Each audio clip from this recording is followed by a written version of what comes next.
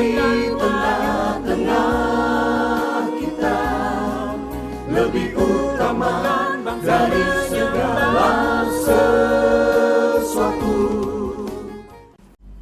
Memenuhi panggilan Tuhan dalam keterbatasan. Tetapi Tuhan berfirman kepadaku, janganlah katakan aku ini masih muda, tetapi kepada siapapun engkau kuutus, haruslah engkau pergi. Dan apapun yang kuperintahkan kepadamu, haruslah kau sampaikan. Yeremia 1 ayat 7.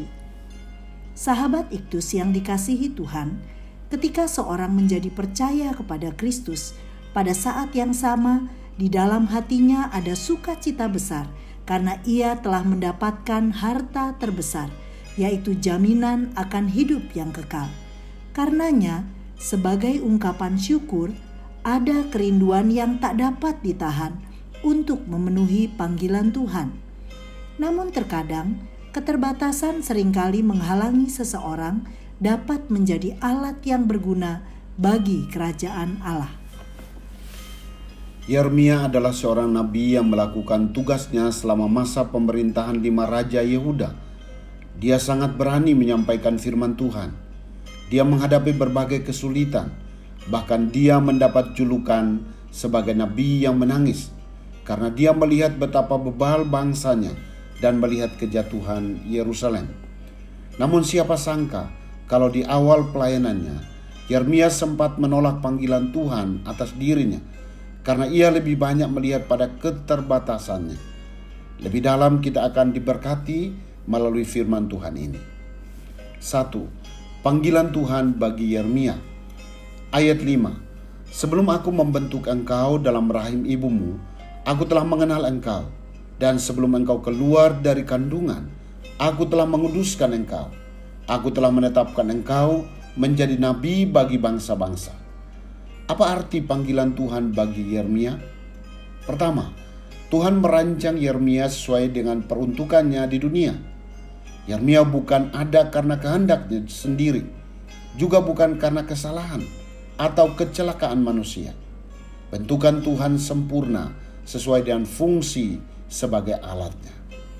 Kedua, Tuhan mengenal Yeremia seutuhnya, bahkan jauh lebih dalam jika dibandingkan dengan Yeremia dalam mengenal dirinya sendiri. Ketiga, Tuhan menguduskan atau memisahkan Yeremia demi tugas pelayanannya. Keempat, Tuhan menetapkan Yeremia. Penetapan ini bersifat final, artinya tidak dapat diubah lagi. Semua perancangan atau rencana ini telah ada sebelum Yeremia dilahirkan. 2. Respon Yeremia terhadap panggilan Tuhan. Yeremia menjadi takut dan gentar ketika memberikan respon pada saat pertama Tuhan memanggilnya untuk diutus ke tengah-tengah bangsa yang tegar tengkuk dengan alasan. Pertama, Yeremia melihat dirinya tidak pandai berbicara. Ayat 6b. Hal ini sangat masuk akal, karena bagaimana mungkin dapat menyampaikan firman Tuhan jika tidak pandai dalam berbicara? Bagaimana orang dapat mengerti apa yang disampaikan? Kedua, Yeremia melihat dirinya masih muda. Ayat 6c. Diperkirakan pada waktu Yeremia dipanggil untuk melayani, usianya belum mencapai 17 tahun. Suatu usia yang masih sangat muda. Bagaimana nantinya bisa berbicara kepada orang yang lebih tua? Apakah mereka mau mendengarkannya? Dua hal ini menjadi alasan bagi Yeremia untuk menolak panggilan Tuhan. 3. Penyertaan Tuhan bagi Yeremia. Tuhan yang memanggil adalah setia. Ia tidak akan pernah meninggalkan orang yang menaati panggilannya. Penyertaan Tuhan bagi Yeremia yaitu: pertama, sebagai seorang nabi, Yeremia hanya menjalankan perintah Tuhan. Ayat 7b. Tetapi kepada siapapun engkau kuutus, haruslah engkau pergi, dan apapun yang kuperintahkan kepadamu, haruslah kau sampaikan. Kedua, ada kuasa dan efektivitas pada firman yang disampaikan. Ayat 9b dan ayat yang ke-10. Sesungguhnya aku akan menaruh perkataan-perkataanku ke dalam mulutmu. Ketahuilah, pada hari ini aku akan mengangkat engkau atas bangsa-bangsa dan atas kerajaan-kerajaan untuk mencabut dan merobohkan, untuk membinasakan dan meruntuhkan, untuk membangun dan menanam. Firman yang disampaikan melalui Yeremia pasti terjadi.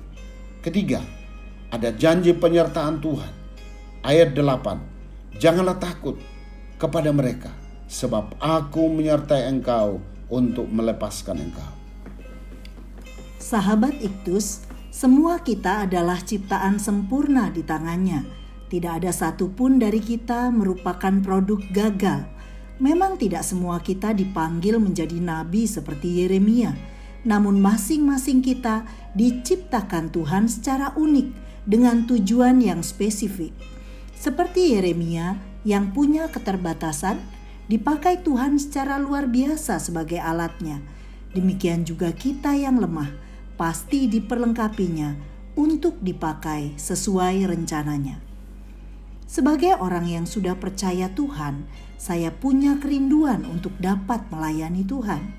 Karena itu, dengan segenap hati, saya menyerahkan diri saya untuk diperlengkapi dan dipakai Tuhan menjadi apapun yang Tuhan mau, sesuai dengan rencananya selama saya hidup di dunia ini. Sahabat Iktus yang dikasihi Tuhan, untuk tujuan apa Tuhan memanggil saya? Keterbatasan apa yang seringkali membuat saya takut untuk memenuhi panggilannya? Apa janji Tuhan yang saya pegang sepanjang menjalani panggilannya? Tuhan Yesus, saya mempunyai kerinduan untuk menjadi alat yang berguna bagi perluasan kerajaan-Mu. Ampuni saya Tuhan, karena saya sering melihat keterbatasan saya dan menjadikan alasan untuk menghindari panggilan-Mu. Saya mohon pimpinan Tuhan dalam tiap langkah saya, dan taruhlah firman-Mu dalam mulut saya, sehingga perkataan saya hanya berasal dari-Mu saja. Pakai saya sesuai rencana-Mu, agar bangsa-bangsa dapat datang menyembah-Mu.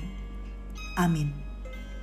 Tuhan yang memanggil, Tuhan juga yang memperlengkapi.